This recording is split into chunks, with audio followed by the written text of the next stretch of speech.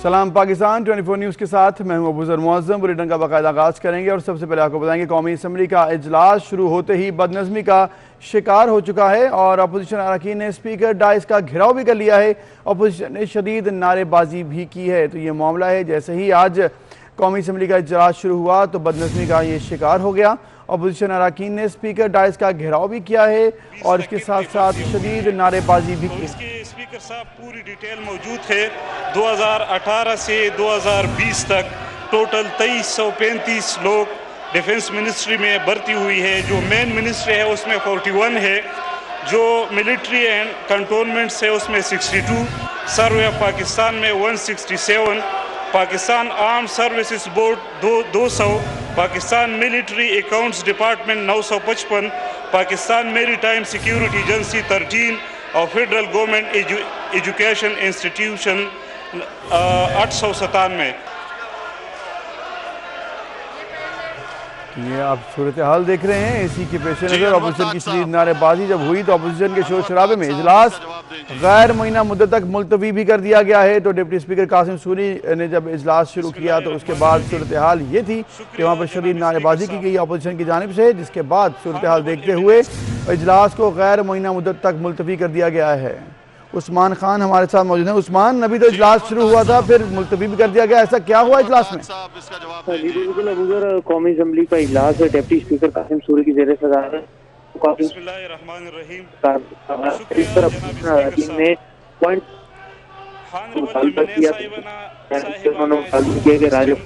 Point of order पर बात करें। आप अभी हमारे साथ ही मौजूद रहेगा। हम नाज़रीन को बताते चलें कि इजलास जो है वो गैर मुअय्यना मुद्दत तक मुलतवी कर दिया गया है और डिप्टी स्पीकर कासिम सूरी की ज़ेर सदारत जैसे ही कौमी असम्बली का इजलास शुरू हुआ तो सूरत हाल ये थी कि हंगामे हुए और कोई कान पड़ी आवाज़ सुनाई ना दे रही थी, जिसके बाद ये सूरत हाल देखते हुए इजलास को मुलतवी किया गया। उस्मान, आप हमारे साथ हैं, बताइएगा क्या सूरत हाल रही? जी बिल्कुल, डिप्टी स्पीकर कासिम सूरी की ज़ेर सदारत कौमी असम्बली का इजलास शुरू हुआ तो अपोजिशन अरकान ने शोर शराबा शुरू कर दिया और मुतालबा किया कि पॉइंट ऑफ ऑर्डर पर बात करने दी जाए, जिस पर पीपल्स पार्टी ने राजा परवेज अशरफ और नून लीग ने एहसन इकबाल की बात करने का मुतालबा किया। जबकि स्पीकर कौमी असम्बली ने वक्फा सवालात पर ही इजलास की कार्रवाई जारी रखी और कहा कि कानून के मुताबिक इजलास की कार्रवाई होगी, जिस पर अपोजिशन जमातों का एहतजाज जारी था और उन्होंने स्पीकर डाइस का घेराव भी किया और वहाँ पर शदीद नारेबाजी की। जैसे ही नारेबाजी चल रही थी तो स्पीकर कौमी असम्बली से जब इजलास की सूरत हाल कंट्रोल ना हुई तो डिप्टी स्पीकर कौमी असम्बली कासिम सूरी ने कौमी असम्बली का इजलास गैर मुअय्यना मुद्दत तक मुलतवी कर दिया, जिसके बाद भी अपोजिशन जमातों का स्पीकर डाइस के सामने एहतजाज जारी रहा और उनका मुतालबा था कि उन्हें पॉइंट ऑफ ऑर्डर पर बात करने दी जाए। जी ठीक है उस्मान, बहुत शुक्रिया, आपने हमें आगाह किया इस तमाम सूरत हाल से कि इस वक्त तो इजलास था, जैसे शुरू हुआ तो फौरी तौर पर फिर इसमें सूरत हाल देखते हुए इजलास को गैर मुअय्यना मुद्दत के लिए मुलतवी कर दिया गया।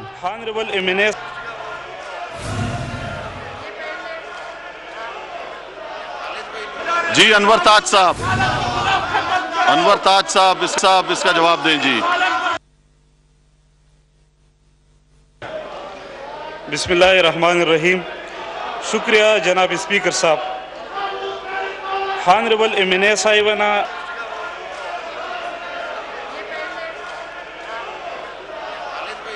जी अनवर ताज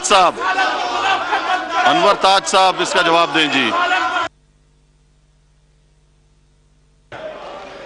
बिस्मिल्लाहिर्रहमानिर्रहीम। शुक्रिया जनाब स्पीकर साहब। हानरेबल एमएनए साहिबाना जो क्वेश्चन की है कि 2018 से 2020 तक कितनी भर्तियाँ हुई है।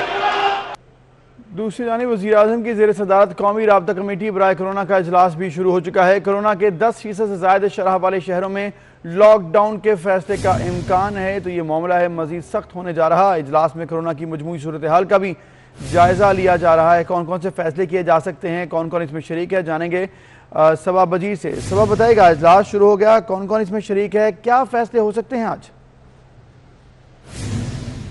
जी बिल्कुल, वज़ीर आज़म इमरान खान के ज़ेर सदारत आज कौमी राब्ता कमेटी बराए कोरोना का इजलास जो है इस वक्त जारी है और आज के इजलास में तमाम चीफ सेक्रेटरीज़, वज़राए आला और वफाकी वज़ीर जो हैं वो भी शिरकत करेंगे। आज के इजलास में अहम फैसले किए जाएंगे कोरोना के हवाले से और कौन कौन से इलाकों में लॉकडाउन लगाना है और कौन कौन से इलाकों में कारोबार जो है वो खोले जाएंगे। और वफाक ने पाबंदियाँ सख्त करने के हवाले से सूबों को पहले ही तजावीज़ जो हैं वो भिजवा दी थी और आज के इजलास में शाम के औकात में पेट्रोल पंप्स, वैक्सीनेशन सेंटर खुले रखने के हवाले से भी अहम फैसले किए जाएंगे। और इस वक्त भी ये इजलास जारी है और हफ्ता और इतवार को कारोबार को मुकम्मल तौर पर बंद करने के हवाले से भी जो तजावीज़ हैं वो सामने रखी जाएंगी और हफ्ता इतवार को कोरोना वैक्सीनेशन सेंटर खुले रखने के हवाले से भी तजावीज़ जो हैं वो सामने रखी जाएंगी और दफातर में 50% अमले की हाज़िरी के फैसले पर अमल दरामद के हवाले से भी इस अहम इजलास में फैसले होंगे। और शाम के औकात में पेट्रोल पंप्स और वैक्सीनेशन तो खुले रखने के हवाले से तजावीज़ सामने रखी जाएंगी, लेकिन कारोबार के हवाले से इफ्तारी से लेके फजर तक कारोबार को बंद रखने के हवाले से भी आज के इस अहम इजलास में फैसले जो है वो किए जाएंगे। और कोरोना के 10% से ज़ायद शरह रखने वाले शहरों में लॉकडाउन के हवाले से भी इस इजलास में फैसले जो हैं हो जाएंगे। ठीक है, सख्त फैसले किए जा सकते हैं। बहुत शुक्रिया सबा, आपने हमें मामले से आगाह किया। तो उधर वज़ीर आला सिंध मुराद अली शाह की ज़ेर सदारत कोरोना टास्क फोर्स का इजलास भी हुआ। वज़ीर सेहत डॉक्टर अजरा पीछे होने वाले इजलास में उन्होंने बताया कि कराची में कोरोना वायरस केसेस 8.9% तक पहुँच गए हैं। मज़ीद सूरत हाल क्या है, इजलास में क्या गुफ्तगू की गई, क्या फैसले किए गए, जानेंगे आज़ाद ऑडियो से। आज़ाद बताएगा इस इजलास के मुतालिक। जी, वज़ीर आला सिंध सैयद मुराद अली शाह की ज़ेर सदारत सूबाई कोरोना टास्क फोर्स का अहम इजलास वज़ीर आला हाउस में हुआ है, जिस इजलास में सूबाई वज़ीर सेहत अजरा फजल पेट्रो, पार्लियामेंट सेक्रेटरी कासिम सराज सुमरो और दीगर हुकाम ने इस इजलास में शिरकत की। इस इजलास में इस वक्त सूबे भर में जो कोरोना की सूरत हाल है इस हवाले से तफसीली तौर पर ब्रीफिंग दी गई, जिसमें खास तौर पर कराची और हैदराबाद जो सिंध के दो बड़े शहर हैं, इन दोनों शहरों में कोरोना केसेस जो बढ़ रहे हैं इस पर सख्त तशवीश का इजहार किया गया। इस सूरत हाल में सिंध हुकूमत ने मजीद वेंटिलेटर खरीदने, इसके साथ साथ वैक्सीन खरीदने का भी फैसला किया। उस फैसले पर भी अमल दरामद यकीनी बनाने की भी हिदायत कर दी गई। इसके साथ साथ वज़ीर आला सिंध ने यह भी कहा है कि अगर कोरोना सूरत हाल के पेश नज़र खुद जो शहरी ख्याल नहीं करेंगे तो सूरत हाल बढ़ जाएगी। सिंध हुकूमत से ये कंट्रोल में सूरत हाल नहीं रहेगी। इस इजलास में खास तौर पर जो केस इस पर तशवीश का इजहार भी किया गया। ठीक है, तशवीश का इजहार किया गया, मज़ीद सख्ती भी हो सकती है। बहुत शुक्रिया आज़ाद, आपने बताया। उधर लाहौर में कोरोना वायरस के कारोबारी हैं और कोरोना से मज़ीद 38 अफराद जाँ बहक हो गए हैं, जबकि गुज़िश्ता 24 घंटे में 1504 नए केसेस भी रिपोर्ट हो चुके हैं। ICU में कोरोना के मरीजों के लिए गुंजाइश इंतहाई कम रह गई है और मुल्तान में भी अगर बात करें तो वहाँ पर भी गुज़िश्ता 24 घंटों के दौरान कोरोना से 8 मरीज़ जान की बाजी हार गए। तो सूरत हाल तशवीशनाक होती जा रही है। और लाहौर की बात करें, मुल्तान की बात करें, पंजाब के बेशतर शहरों में इस वक्त सूरत हाल ये है कि वेंटिलेटर्स में जो मरीज़ हैं उनकी तादाद बढ़ती जा रही है और सूरत हाल मज़ीद तशवीशनाक भी होती जा रही है। इस्लामाबाद हाई कोर्ट ने A लेवल और O लेवल्स के फिजिकल इम्तिहानात के खिलाफ दरख्वास्त को मुस्तरद कर दिया है। चीफ जस्टिस अतर मिनल्लाह ने रिमार्क्स दिए हैं कि कोई हिदायत जारी नहीं कर सकते, दरख्वास्त NCOC को भेज देते हैं। एहतशाम कयानी से मजीद जानते हैं। एहतशाम बताएगा दरख्वास्त के मुतालिक क्या मजीद फैसला किया गया। जी बिल्कुल, इस्लामाबाद हाई कोर्ट के चीफ जस्टिस अतर मिनल्लाह ने दरख्वास्त पर दलाइल सुने थे और दलाइल सुनने के बाद ये फैसला महफूज किया था। अब फैसला सुना दिया गया है। तहरीरी तौर पर यह फैसला जारी किया गया है जिसमें अदालत ने दरख्वास्त मुस्तरद कर दी है। अदालत ने दरख्वास्त को नाकाबिल समाअत करार दे दिया है और तहरीरी फैसले में चीफ जस्टिस अतर मिनल्लाह ने यह लिखा है कि इससे पहले भी अदालत करार दे चुकी है कि NCOC जो फैसले करेगी वही पॉलिसी फैसले होंगे और अदालत उन फैसलों में मुदाखलत किसी तौर भी नहीं करेगी। अदालत ने दरख्वास्त गुजार को ये हिदायत की है कि वो NCOC से रुजू कर सकता है। जो समाअत हुई थी उसमें चीफ जस्टिस अतर मिनल्लाह ने रिमार्क्स दिए थे कि जो दरख्वास्त गुजार हैं वो 9 हैं और 9 दरख्वास्त गुजार तमाम तलबा की नुमाइंदगी किस तरह कर सकते हैं। ये नहीं हो सकता कि 9 दरख्वास्त गुजार दरख्वास्त दायर करें और उसमें तमाम तलबा की रिप्रेजेंटेशन हो, इसलिए ये अदालत। शुक्रिया, आपने हमें आगाह किया कि दरख्वास्त को मुस्तरद कर दिया गया है, NCOC को भेजने का फैसला किया गया है। उधर A लेवल और O लेवल इम्तिहानात फिजिकल होंगे या नहीं, सिंध हाई कोर्ट ने अपना फैसला भी महफूज किया है जो कि आज 4 बजे सुनाया जाएगा। आज 4 बजे फैसला सुना दिया जाएगा। सिंध हाई कोर्ट में भी पिटीशन दायर है जिस हवाले से फैसला होना था और अब फैसला महफूज कर लिया गया है जो कि 4 बजे सुना दिया जाएगा। तो ये मामला अभी सिंध हाई कोर्ट के हवाले से हम आपको आगाह करें कि 4 बजे इसको सुना दिया जाएगा। दूसरी जानिब अपोजिशन लीडर शहबाज शरीफ की रिहाई कुछ देर बाद मुतवक्के है और इसके लिए तैयारियां तमाम मुकम्मल कर ली गई हैं। अली अकबर से हम मजीद जानते हैं। अली अकबर बताइएगा, कुछ देर में मुतवक्के है रिहाई, क्या सूरत हाल है इस वक्त? جی بالکل، قومی اسمبلی میں اپوزیشن لیڈر اور مسلم لیگ نون کے صدر شہباز شریف کی جو ہے وہ روک کار جاری ہو چکی ہے، اور بتایا یہ جا رہا ہے کہ جیل احکام اور جو ان کے وکلا ہیں مسلم لیگ نون کے، وہ عدالت سے روک کر لے کے جو ہے وہ جیل کی طرف روانہ ہے، اور اب سے کچھ دیر کے بعد باقاعدہ طور پہ جیل احکام کو جو ہے وہ روک کار شہباز شریف کی موصول ہو جائے گی۔ اس کے بعد جو ہے وہ دفتری جو کام ہوگا وہ کیا جائے گا، جو جیل احکام کی جانب سے روک کار کی ویریفیکیشن کرنی ہے اور اس کا اندراج کرنا، اور اس پہ جو ہے وہ جیل احکام کی جانب سے سائن کیے جائیں گے اور شہباز شریف کی جانب سے سائن کیے جائیں گے، جس کے بعد جو ہے وہ شہباز شریف کی باقاعدہ طور پہ رہائی جو ہے اس کو ممکن بنایا جائے گا۔ بتایا جا رہا ہے کہ مسلم لیگ نون کی جانب سے جو ہے وہ تمام کارکنان کو ہدایت کی گئی تھی کہ آج جو ہے وہ جیل آنے کے بجائے جمعے کی نماز کے ساتھ جو ہے وہ اللہ تعالیٰ کا شکر ادا کریں اور نفل ادا کریں، جبکہ جو شہباز شریف کے قریبی خاندان کے افراد ہیں صرف وہی یہاں پہ پہنچیں گے اور ان کا استقبال کیا جائے گا، لیکن اس کے باوجود جیل کے بعد جو ہے اس ٹائم مسلم لیگ نون کے کارکنان کی تعداد موجود ہے، اور بتایا یہ جا رہا ہے تقریباً گھنٹے سے 1.5 گھنٹے کے بعد باقاعدہ طور پر جیسے ہی روک کار موصول ہوگی، اس کا جو دفتری ورک ہے اس کو مکمل کرنے کے بعد شہباز شریف کو رہا کر دیا جائے گا۔ ٹھیک ہے، تمام کاغذی کارروائی مکمل کرنے کے بعد شہباز شریف کو رہا کر دیا جائے گا۔ کارکنوں کو آنے سے روکا گیا ہے کورونا SOPs کے مطابق۔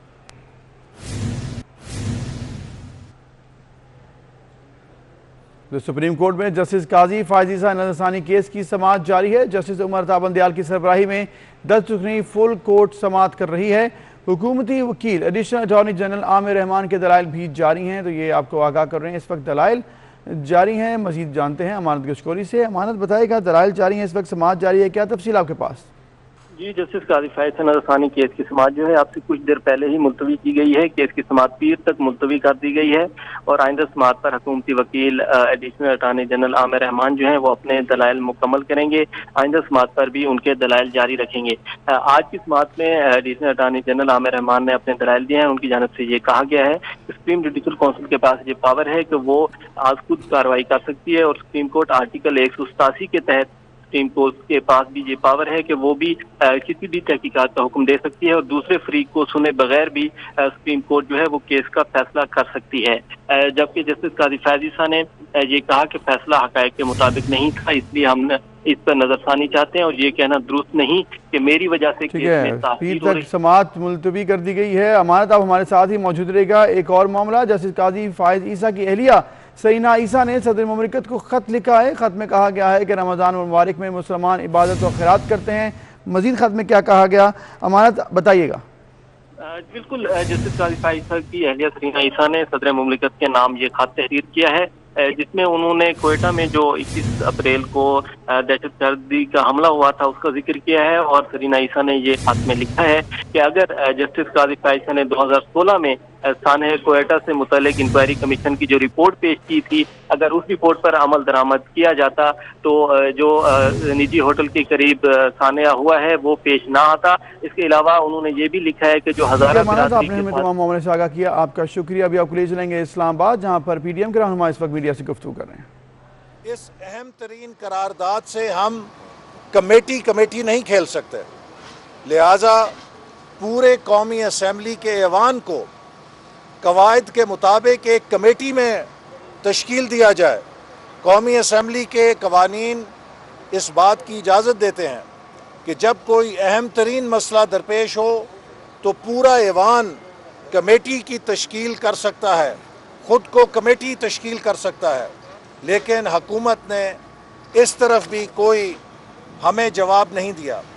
اسی طرح ہم نے حکومت سے استفسار کیا تھا کہ ہمیں حکومت معلومات دے کہ اس کی پالیسی کیا ہے، چونکہ وہ قرارداد تو ایک پرائیویٹ ممبر نے پیش کی تھی، نہ وزیر اعظم نے پیش کی، نہ حکومت کے کسی وزیر نے پیش کی، لہٰذا اس قرارداد کی کوئی سرکاری حیثیت نہیں ہے، وہ ایک نجی ممبر کی قرارداد ہے، تو حکومت کی اس بارے میں کیا پالیسی ہے۔ پھر اسی طرح ہم نے حکومت سے مطالبہ کیا تھا کہ وزیر اعظم، وزیر خارجہ، وزیر داخلہ اور DGISI اس حوالے سے ریاست کی جو پالیسی ہے وہ ایوان کے سامنے پیش کریں، تاکہ ایوان ایک انفارم ڈیبیٹ کے ذریعے اس کے اوپر ایسا پرزور اور جامع اور سبسٹینٹیو قرارداد منظور کرے جو کہ حقیقی معنوں میں 22 کروڑ عوام کے جذبات کی نشاندہی کرتے ہوں، لیکن حکومت نے اس طرف کوئی جواب دینے کی بجائے آج سوال جواب کے کارروائی کو جاری رکھنا زیادہ ضروری سمجھا، اور جب ہم نے احتجاج کیا کہ ہمیں بولنے کا موقع دیا جائے تو حکومت اور اسپیکر صاحب اجلاس کو غیر معینہ مدت کے لیے التوا کا شکار کر کے اسے برخاست کر کے رائے فرار اختیار کر گئے۔ اسی طرح ہم اس قرارداد کے ساتھ ساتھ چاہتے تھے کہ دو اہم مسئلے جن کا پاکستان سے بہت اہم تعلق ہے ان کو بحث میں لایا جائے۔ ابصار عالم صاحب سابق چیئرمین پیمرا پہ قاتلانہ حملہ کیا گیا ہے، یہ پاکستان کی صحافت پہ حملہ ہے، آزادی صحافت پہ حملہ ہے۔ یہ عمل کئی عرصے سے اس حکومت کے آنے کے بعد سے کافی عرصے سے چل رہا ہے کہ آزاد میڈیا کا گلا گھونٹا جائے، میڈیا کو سینسرشپ کے ذریعے بند کیا جائے، اور اگر کوئی صحافی دباؤ قبول نہ کرے تو اسے اغوا کر لیا جائے، اس پہ قاتلانہ حملہ کیا جائے۔ یہ جبر اور استبداد کی پالیسی پاکستان کے آئین اور قانون اور ان بنیادی حقوق کی نفی ہے جو پاکستان کا آئین آزادی رائے کے لیے ہمیں دیتا ہے۔ ہم اس کے اوپر بھی حکومت سے استفسار چاہتے تھے لیکن حکومت نے موقع نہیں دیا۔ تیسرا اہم ترین مسئلہ کہ کوئٹہ میں جب ہمارے سب سے قریبی دوست ملک برادر ملک چین کا اعلیٰ ترین وفد موجود تھا، سفیر اور ان کے ساتھ ایک ڈیلیگیشن موجود تھا، وہاں پر ایک دہشت گردی کا واقعہ ہوا جس میں 5 افراد جاں بحق ہو گئے۔ یہ ایک بہت بڑا حملہ تھا، یہ صرف دہشت گردی نہیں تھی، یہ سی پیک کے اوپر حملہ کیا گیا ہے، اور یہ براہ راست حکومت کی نااہلی اور نالائکی ہے کہ پاکستان کے اہم ترین دوست کے سفیر کے دورے کے موقع پر ایسی کارروائی ہو جانا، چونکہ وہ علاقہ نہایت گارڈڈ علاقہ ہے، وہ کوئی عام علاقہ نہیں ہے، اور اس سے پاکستان کی شہرت کو، پاکستان کے امیج کو اور سی پیک کو ناقابل تلافی نقصان پہنچ سکتا ہے۔ اور یہ بات بھی میں کہوں گا کہ یہ واقعات دہشت گردی کے اس لیے زور اٹھا رہے ہیں کہ حکومت نے سیکیورٹی کے اداروں کو دہشت گردی کا مقابلہ کرنے کی بجائے اپوزیشن اور خاص طور پہ مسلم لیگ نون کے رہنماؤں کے خلاف جھوٹے مقدمے قائم کرنے، ان کے خلاف انتقامی کارروائیاں کرنے پر جھونک دیا ہے۔ ہمارے زمانے میں یہ ادارے 200% دہشت گردی کے اوپر کام کرتے تھے، سیاسی مخالفین کے خلاف استعمال نہیں کیا جاتا تھا، جس کا نتیجہ تھا کہ پاکستان میں ہم نے دہشت گردی کو شکست دی۔ لیکن پچھلے کئی عرصے سے ہم دیکھ رہے ہیں کہ دہشت گردی دوبارہ سر اٹھا رہی ہے، جس کی وجہ یہ ہے کہ اس حکومت کی ترجیح دہشت گردی نہیں ہے، اس حکومت کی ترجیح اپوزیشن کے خلاف جھوٹے مقدمے، انتقامی کارروائیاں ہیں۔ تو آخر میں پھر کہوں گا کہ ہمارے دل اور جذبات مجروح ہوئے ہیں کہ ایک ایسی قرارداد جو ہر پاکستانی کے دل کے قریب ہے، جو ناموس رسالت صلی اللہ علیہ وسلم کی شان سے تعلق رکھتی ہے۔ میں نے اس دن بھی اسمبلی میں کہا تھا کہ اس سے زیادہ اہم کام کیا ہے کہ جس کو وزیر اعظم کر رہے ہیں اور ایوان کے اندر نہیں ہے۔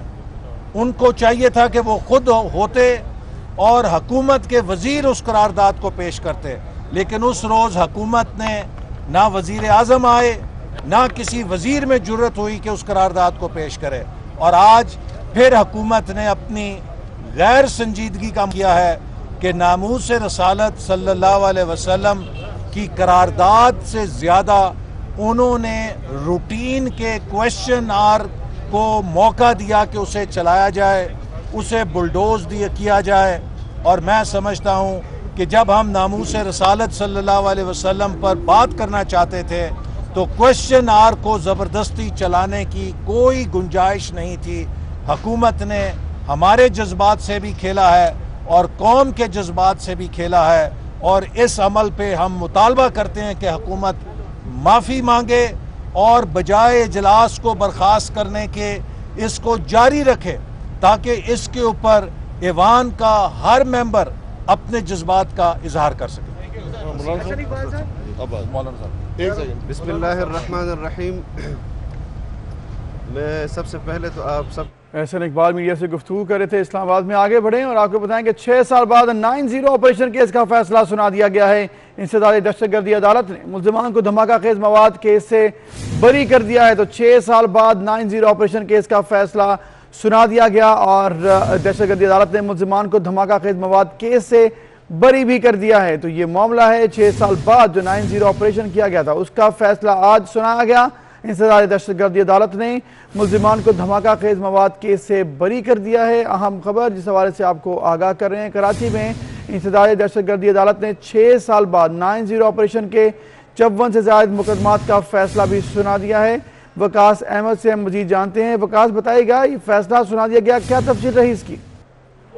जी बिल्कुल, इंसदादी दहशतगर्दी अदालत में 6 साल के बाद 9-0 में ऑपरेशन होने जो ऑपरेशन किया गया था उसमें 54 से ज़ायद मुकदमात का आज फैसला सुना दिया गया है 6 साल के बाद।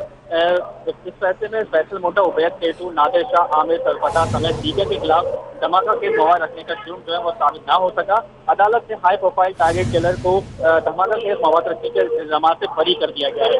दीगर में इम्तियाज अब्दुल कादिर, कासिम रजा, मोहम्मद आमिर, शकील बनासी, महमूद हसन शामिल है। अदालत ने गैर कानूनी असर रखने के जुर्म में फैसल मोटा को 10 साल कैद का हुक्म दिया है। इसके अलावा फरहान शकील को गैर कानूनी असर रखने के जुर्म में 8 साल सजा सुनाई गई है। 9-0 से गिरफ्तार मुलजिमों में फैसल मोटा, फरहान मुल्ला, आमिर पेशा समेत दीगर मुलजिमान जो है वो नामजद थे। फैजान अली और साजिद अली समेत 19 मुलजिमान के खिलाफ धमाका खेज मवाद और असला एक्ट के इल्जाम जो है साबित नहीं हो सके हैं। जी ठीक है, बहुत शुक्रिया, आपने हमें आगाह किया वकास इस तमाम मामले से। अहम खबर है, आलमी बैंक ने पाकिस्तान के लिए $40 करोड़ कर्ज की मंजूरी दे दी है। आलमी बैंक ने कर्जा खैबर पख्तूनख्वा में तालीम, सेहत और मुआशी बहाली के लिए दिया है। कर्ज की रकम खैबर पख्तूनख्वा के स्पीडो प्रोग्राम पर खर्च की जाएगी। मजीद बात करते हैं, हमारे साथ मौजूद हैं वकास अजीम। वकास बताएगा, $40 करोड़ का ये कर्ज है जो कि आलमी बैंक ने मंजूर किया, क्या तफसील है इसकी? जी बिल्कुल, आज आलमी बैंक के इन्वेस्टर डायरेक्टर के बोर्ड में यह फैसला किया गया है कि पाकिस्तान को $40 करोड़ का कर्ज फराहम किया जाएगा, जो कि खैबर पख्तूनख्वा में स्पीड प्रोग्राम के लिए फराहम किया जाएगा। ये प्रोग्राम खैबर पख्तूनख्वा में तालीम, सेहत और मुआशी इस्लाहात के लिए शुरू किया गया है और हुकूमत इस प्रोग्राम के तहत अपने सरकारी वसाइल के बेहतर इस्तेमाल की मनसूबाबंदी कर सकेंगे, जबकि बजट और अखराजात को भी मुनासिब अंदाज में इस्तेमाल किया जा सकेगा। इस प्रोग्राम के तहत सूबे में लगाए जाने वाले स्कूल और जो बुनियादी मराकज़ सेहत है उनमें तालीम और सेहत की सहूलियात को बेहतर किया जा सकेगा। ठीक है, शुक्रिया वकास, आपने हमें आगाह किया। नाज़रीन, मुल्क में पैदावार में कमी और टैक्सों की भरमार से नई गाड़ियों की खरीदारी आम आदमी की पहुंच से दूर हो चुकी है। इस हवाले से अशरफ खान की रिपोर्ट देखिए। मुल्क में कार कंपनियों की तो जैसे लॉटरी निकल आई। कोरोना लॉकडाउन के बाद मुख्तलिफ मॉडल्स की गाड़ियों की कीमतें आसमान से बातें करने लगी हैं। कीमतों में इजाफे की वजह पैदावार में कमी, टैक्सों की भरमार और डॉलर की कीमत में इजाफे को करार दिया जा रहा है। 22 माह में टोयोटा करोला की गाड़ियां 3 लाख से 5,70,000 रुपए तक महंगी हो चुकी हैं। सबसे ज्यादा 4x4 गाड़ियों में 11 लाख से 14,82,000 तक का इजाफा किया गया। होंडा गाड़ियों में 5,30,000 रुपए से 9 लाख रुपए तक का इजाफा किया गया। सुजुकी की गाड़ियों पर 3,40,000 से 4,89,000 रुपए तक का इजाफा हो चुका है। नई कंपनी FAW ने गाड़ी की कीमत 3,20,000 रुपए तक बढ़ा दी है। ऑटोमोटिव डीलर्स एसोसिएशन के चीफ कोऑर्डिनेटर एजाज अहमद का कहना है, डॉलर की कीमत में 16 रुपए कमी हो गई, मगर गाड़ियां सस्ती नहीं हो सकी। हुकूमत गाड़ियों की कीमतों का तयन करे और इम्पोर्ट गाड़ियों पर SRO खत्म करे। तकरीबन 17 रुपए का फर्क आ रहा है डॉलर का, तो उस हिसाब से जो पाकिस्तानी छोटी गाड़ी है तकरीबन 3.5 लाख रुपए कम होनी चाहिए और हिसाब से जो बड़ी गाड़ियां हैं उस पर 8 से 9 लाख रुपए गाड़ी की कीमतें कम होनी चाहिए। बल्कि इन्होंने 2 दिन पहले फॉर्च्यूनर के ऊपर जो है ना फिर प्राइस बढ़ाए हैं और सुना है कि रिवो पे भी प्राइस बढ़ा रहे हैं। तो ये गवर्नमेंट को चाहिए कि इनकी मोनोपोली को तोड़े, इनसे पूछगछ की जाए, इनको फौरी तौर पे प्राइस को नीचे लाया जाए। कार डीलर्स एसोसिएशन का कहना है कि मौशी सूरत-ए-हाल खराब होने के बावजूद कंपनियों ने गाड़ियों की कीमतों में इजाफा कर दिया है। अशरफ खान, 24 न्यूज़, कराची। دوسری جانب اہم خبر، توشہ ریفرنس، احتساب عدالت نے اشتہاری ملزم نواز شریف کی جائیداد نیلامی کا حکم دے دیا ہے۔ احتساب عدالت نے نواز شریف کی جائیداد نیلامی کی نیب درخواست منظور کر لی ہے۔ تو یہ اہم خبر ہے جس حوالے سے آپ کو آگاہ کریں۔ توشہ ریفرنس کیس کے حوالے سے احتساب عدالت نے اشتہاری ملزم نواز شریف کی جائیداد نیلامی کا حکم دے دیا ہے۔ احتساب عدالت نے نواز شریف کی جائیداد نیلامی کی نیب درخواست منظور کر لی ہے اور قومی خزانے میں رقم جمع کروائی جائے، عدالت نے ایسا کہا ہے۔ نواز شریف کی گاڑیاں بھی 30 دن کے اندر نیلام کی جائیں، عدالت نے ایسا بھی کہا ہے، اور اس کے ساتھ ساتھ پولیس کی مدد سے گاڑیاں قبضے میں لے کر بیچی جائیں، عدالت نے یہ فیصلہ سنایا ہے۔ اور پھر ڈپٹی کمشنر لاہور اور شیخ اوپرا 60 دن میں رپورٹ بھی پیش کریں گے، عدالت نے یہ حکم بھی دیا ہے۔ تو میاں نواز شریف کے حوالے سے توشہ ریفرنس میں اہم فیصلہ آ چکا ہے۔ اس کے ساتھ ہی نیوز اسٹوڈیوز اب تک کے لیے اتنا ہے۔